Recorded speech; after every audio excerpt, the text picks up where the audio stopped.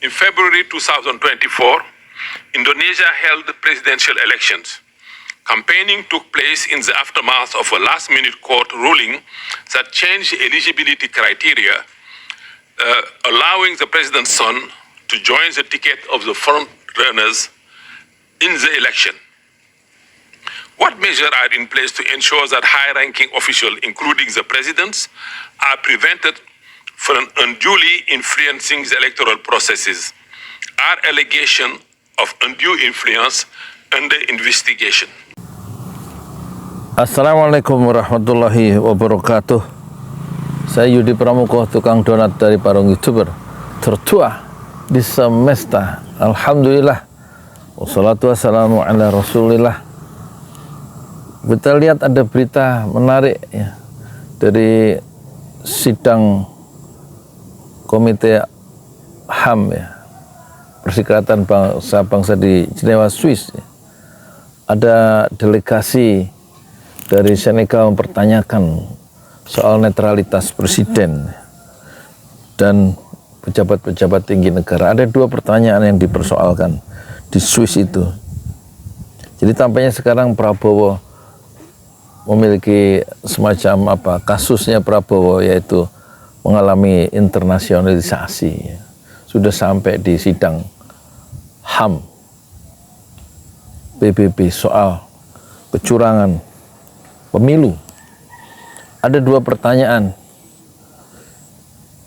yang dipersoalkan di situ yang tidak dijawab oleh pemerintah Indonesia ya, dalam sidang HAM PBB.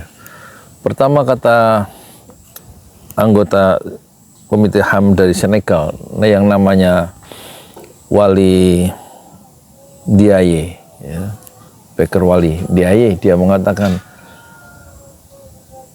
Februari 2024 katanya Indonesia mengadakan pemilihan umum, tapi detik-detik terakhir sebelum dimulainya kampanye itu ada keputusan ya dari Mahkamah Konstitusi detik-detik terakhir mengubah syarat pencalonan presiden dan mengizinkan putra presiden untuk ikut dalam election, dalam pemilihan.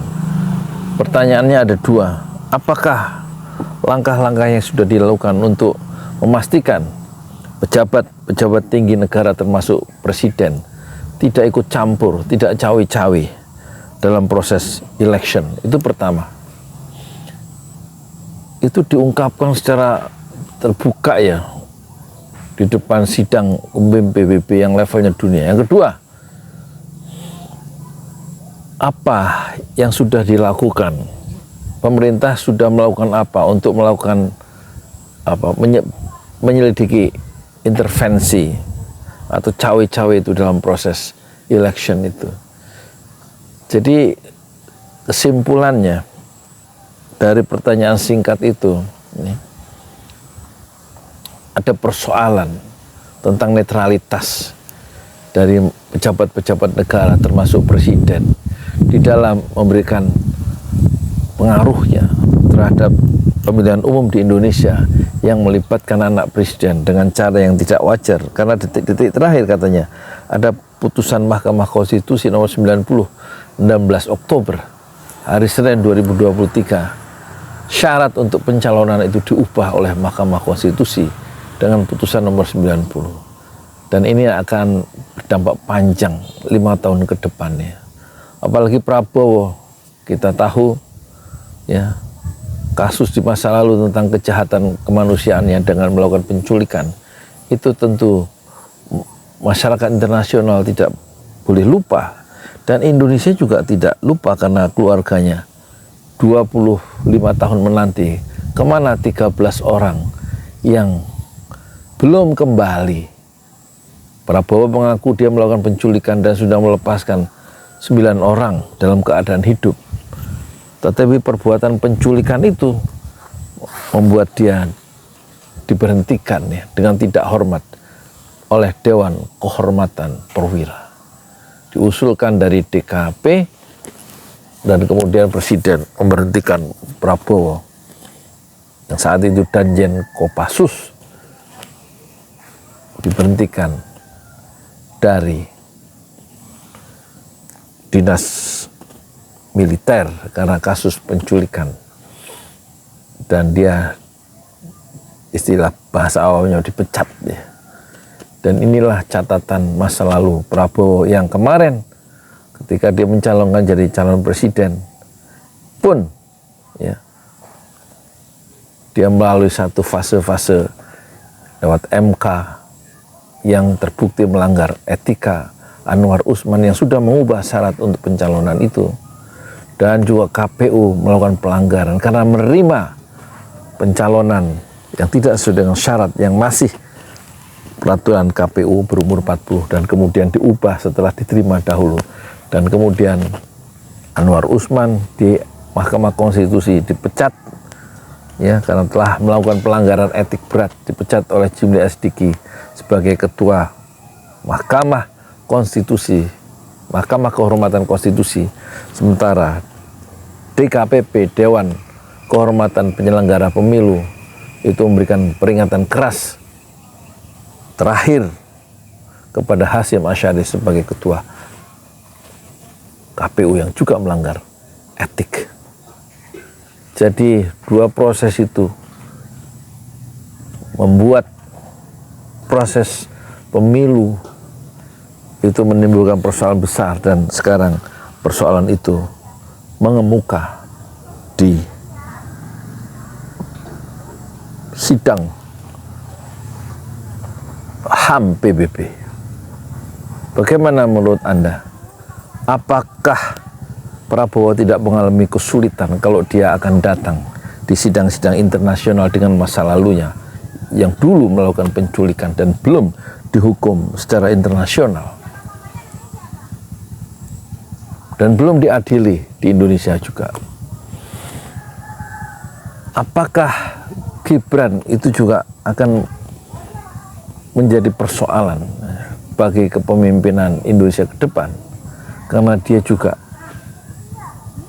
menjadi calon presiden dengan cara yang tidak fair karena MK yang meloloskan dan mengizinkan dia menjadi calon wakil presiden itu telah mengubah dengan cara yang tidak bisa diterima oleh akademisi dan oleh civil society tentang syarat pencalonan presiden yang tiba-tiba diubah oleh pamannya yaitu Anwar Usman. Inilah persoalan-persoalan yang tampaknya mungkin bisa diredam di Indonesia sementara, tetapi dunia akan mempertanyakan dan akan menjadi persoalan 5 tahun ke depan kalau tanggal 20 KPU menetapkan Prabowo dan Gibran menjadi presiden dengan segala kontroversinya yang belum selesai dan masih menyisakan persoalan-persoalan yang serius ya, di kalangan pejuang-pejuang demokrasi, pejuang-pejuang HAM, dan juga di kalangan para akademisi dan juga orang-orang yang masih bersih nuraninya dan tidak ingin masuk dalam kepentingan-kepentingan bisnis dan politik yang berjalin kelindan yang akan selalu menggunakan kekuasaan dengan segala cara untuk mempertahankan kepentingan-kepentingan bisnis dalam skala yang besar. Tetapi etik itulah yang dijadikan panduan untuk membangun bangsa Indonesia ke depan. Itu jauh lebih penting dari segalanya, dan itulah yang dilanggar oleh Prabowo, dan itulah yang dilanggar oleh Gibran, dan itulah yang dilanggar oleh pejabat-pejabat tinggi negara kita, termasuk presiden yang sejak awal di Halim menyatakan dia ingin boleh berkampanye, sementara wakil presiden tidak mau berkampanye dan bersikap netral, Ma'ruf Amin, tapi Jokowi punya pandangan lain, dia berkampanye dan memihak.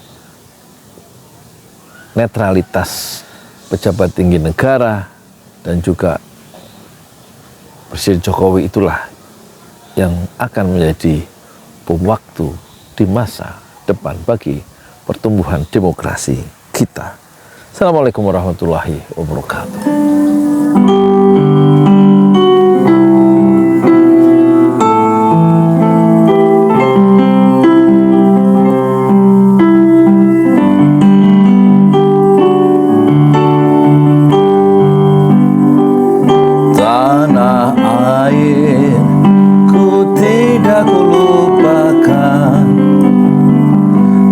terkenal